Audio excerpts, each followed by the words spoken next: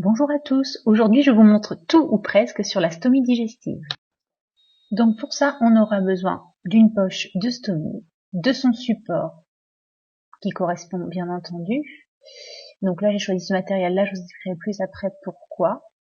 On aura besoin d'une paire de ciseaux, on aura besoin également de 2 paires de gants non stériles, on aura besoin d'une bannette pour mettre l'eau ainsi qu'un gant de toilette, d'une serviette pour essuyer à la fin du soin, et si la peau du patient est vraiment irritée, préférez des compresses non stériles pour le confort du patient.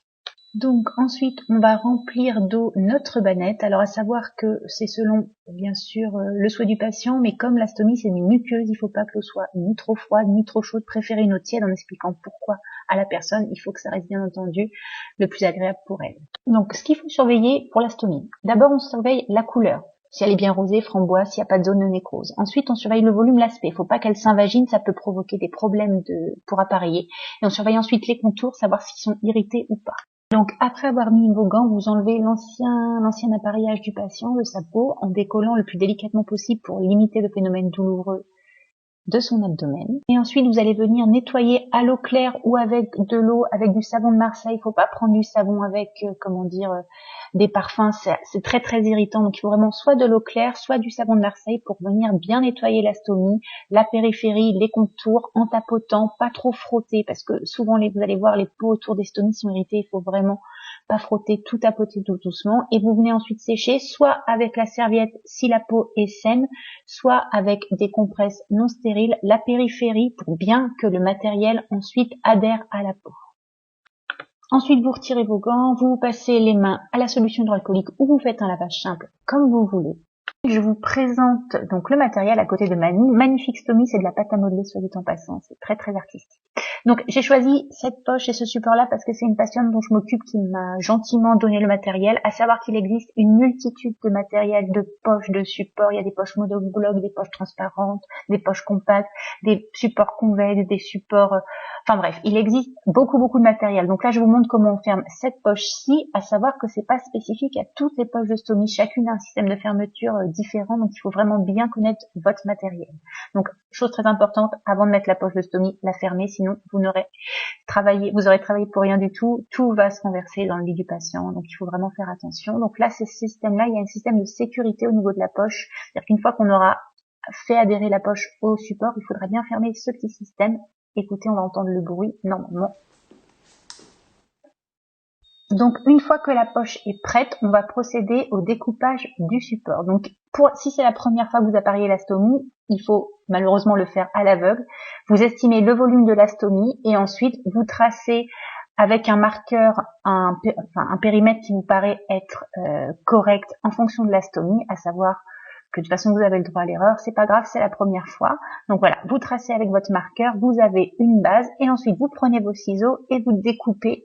Donc voilà, vous découpez le support. Vous n'hésitez pas à rejauger pendant la découpe, voir si il faut recommencer, si c'est trop grand, trop petit, tout ça et tout. C'est la première fois, donc il faut bien appareiller. Une fois que vous avez une découpe qui correspond au volume, moi ce que j'aime bien faire, c'est repasser un marqueur, parce que vous allez voir sur ces supports-là, quand on enlève le film plastique, ça nous permet pour la prochaine fois d'avoir une base en fait de découpe, de pas avoir à rejauger à chaque fois le volume de la stomie. Vous prenez la base que vous avez fait la première fois, je vais vous montrer sur le petit film, et vous n'avez plus qu'à découper, c'est quand même un gain de temps et de confort pour tout le monde. Donc je vous montre, je touche ce que vous ne ferez pas vous pendant le soin, le dessous, la partie adhésive pour vous ayez une idée de la texture. Donc là dans ce support-là, les petites encoches que vous voyez à droite à gauche, c'est pour mettre une ceinture abdominale quand il y a des difficultés pour appareiller. Voilà. Donc ensuite, vous mettez vos gants et vous faites adhérer le support autour de la stomie à la peau du patient en appuyant. Donc en post-op immédiat, les gens ont très mal à l'abdomen, ça sert à rien d'appuyer comme un taré, mais bon, il faut vraiment faire adhérer le support à la peau, donc bien appuyer partout pour que partout la poche soit adhérente et qu'il n'y ait pas de fuite par la suite. Ensuite, vous prenez votre poche que vous faites adhérer à votre support. Donc, vous pouvez la mettre dans ce sens-là si la personne est alitée pour que ce soit plus facile pour vous de la vidanger. Et si la personne se lève et la vidange seule, il faut la mettre dans l'axe de la cuisse pour que lui, ce soit plus facile pour la vidanger. Donc voilà, vous faites adhérer la poche.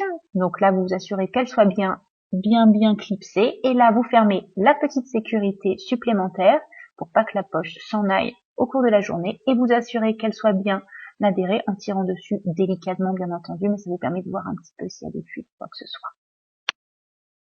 Je vais vous montrer ensuite ce qu'on fait quand malheureusement la périphérie autour de la stomie est abîmée, parce que parfois les sels qui sortent de la stomie sont très acides, donc viennent abîmer la peau saine. Donc dans ces cas-là, on va utiliser une pâte à l'eau que vous voyez ici. Donc là, c'est cette pâte-là que j'avais, c'est la patiente qui me l'a donnée, mais pareil, il en existe plein, qu'on va venir mettre autour de la stomie pour protéger la peau. Donc en fait, vous gardez le petit papier, la seringue, c'est pas stérile du tout, c'est seulement, la seringue, c'est une manière pour que ce soit plus facile pour bien déposer la pâte qui est très compacte.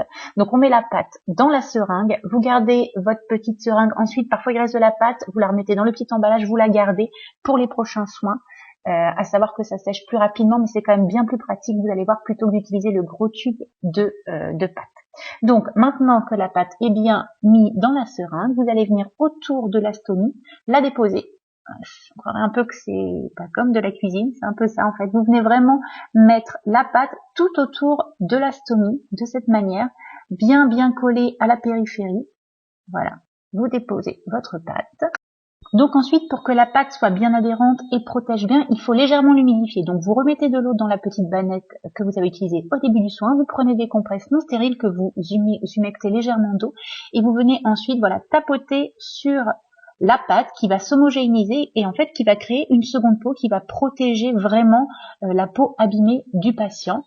Ça va éviter les effets secondaires à type de crevasse, d'irritation et donc de douleur pour le patient. Et ensuite vous venez faire comme tout à l'heure, adhérer le support à la peau du patient en appuyant partout pour limiter les fuites. Vous voyez, la pâte ressort, elle a vraiment créé une seconde peau, le patient est vraiment protégé. De la même manière, vous venez mettre votre poche sur le support. Voilà, sans oublier la sécurité, vous vous assurez qu'il n'y ait pas de fuite et comme ça le patient, en plus d'être appareillé correctement, a une peau qui est protégée et qui va arrêter de s'abîmer. Et voilà, j'espère que la vidéo vous a plu et que vous avez appris plein de choses. N'hésitez pas à vous abonner pour être prévenu de futures vidéos. Bye!